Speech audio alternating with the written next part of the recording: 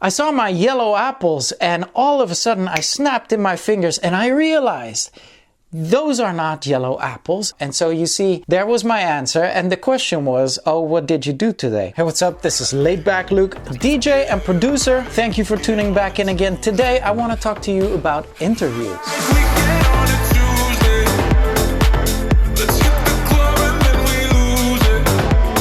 The previous two vlogs I made were about Tomorrowland. If you didn't see the vlogs, make sure to check the description down below. But in there you saw me coming off of stage, going into interviews and then doing some more interviews. And now this often happens at festivals, at the bigger festivals as well, that there's time carved out to do interviews. A lot of times throughout the week, I'm in my new studio right now, but I'll be sitting here and there will be requests coming in for interviews. Written interviews, online interviews. How can you best handle these? I feel there's not much around online about media training and how to deal with interviews, so that's why I'm making this vlog today. Alright, media and press, here is what you should know. But before I give you my 5 essential tips, I'm just going to take you through a little bit of history with my experience and my first beginnings with press. Because frankly, it was always super awkward.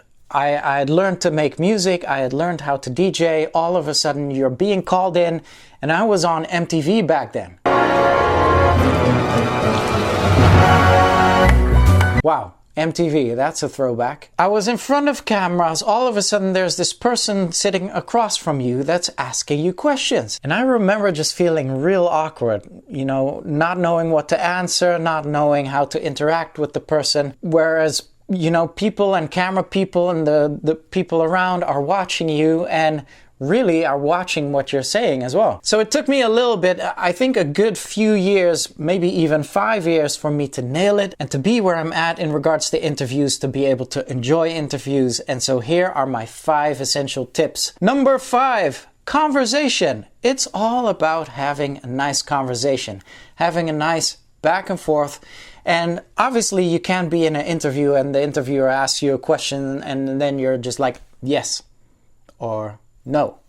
It always needs to be a little bit more, you know, yes, because, or no, because, and just add something to that, explain why, and give a couple of angles. That'll help the conversation. And furthermore, all the people that are around, maybe camera people, maybe people from the team as well, maybe people from your team, it's just a conversation between you and the interviewer, and focus on that. Feel it out, have a good time, hear the questions, maybe ask a question yourself as well. Just get that conversation rolling. Number 4, don't be afraid to crack a few jokes. In my case, it's rarely a good thing because I love dad jokes. But if you're a funny person, do not hold back. It's always good for the conversation to crack a few jokes here and there. And then what I'd like to add to that is because whenever you break the ice with a few jokes, there's a personal touch in there as well. And sometimes interviews get real personal. They ask you very deep questions, and in my case, I'm an open book.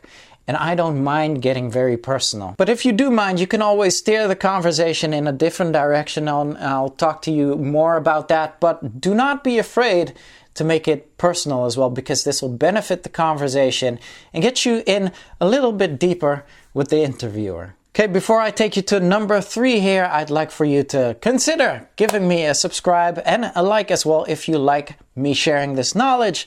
We'll dive back straight in. Number 3, watch what you say though. So you can get personal and you can crack bad jokes, but everything you say in an interview can hold weight. It means, you know, it'll get publicized, it'll go online, people will see and hear what you said, and if you said something stupid, this might just come back and haunt you. So whatever you say, it is on the record. It's probably going out to the world. So if you have, and I don't want to stress you out right here, it is about the lighthearted, healthy conversation. But just be mindful that, you know, if you say apples are supposed to be blue, then the whole world will know that you have said that apples are supposed to be blue, and they'll be like, what's going on? Luca has lost his mind. What is it about?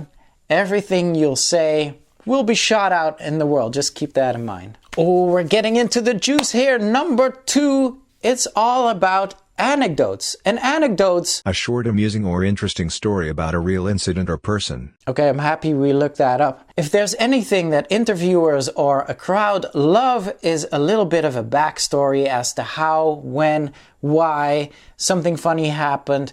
This happened to me, and then we did this. And instead of keeping it very business and very distant, it's always nice to give it that personal touch with a real story that happened to you. Could be funny, could be personal, could be inspiring, but it's always nice to just dig in your mind whenever you get a question and it's like, oh, do I have a story about that?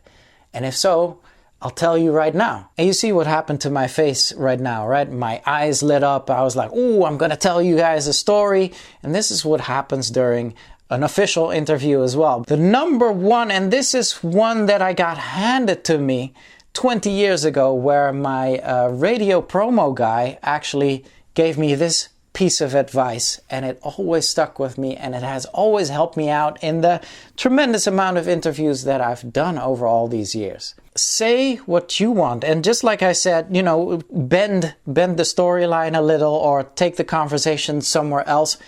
Absolutely feel free to do so. Just to take the blue apples again. Say, you know, I had this revelation and apples are blue in my world and I want the whole world to know. But then the interviewer asked, tell us about your day today. What did you do today? And I have these blue apples in my mind, and so I'll just bend the answer towards that. And I would say, I woke up today early in the morning and all of a sudden I had this big revelation. I opened up my fridge, and this is the story part, right? This is what they love. I saw my yellow apples and all of a sudden I snapped in my fingers and I realized those are not yellow apples. Did you know that apples are blue? And I really believe that. And I think even if the whole world says the apples aren't blue, my apples are blue. And they all of a sudden they weren't yellow anymore. And so you see, there was my answer. And the question was, what did you do today?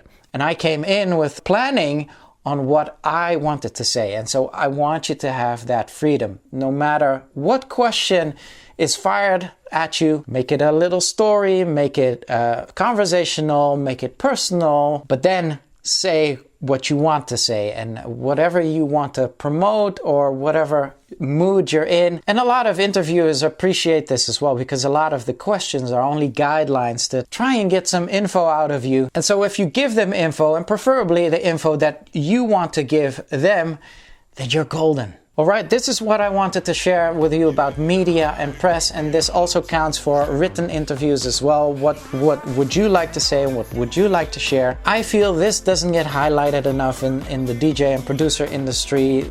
People just think, because you make amazing records, you need to be amazing at interviews as well. And hopefully my vlog helps you to get to another level, so that when you get to the festival or get to an event and you have an interview, you will look good, you will sound good, and you will get across the right info. Again, if you enjoyed this vlog, make sure to give me a like and hit that subscribe button right now. Catch you back here on the next one. Until then, L's up.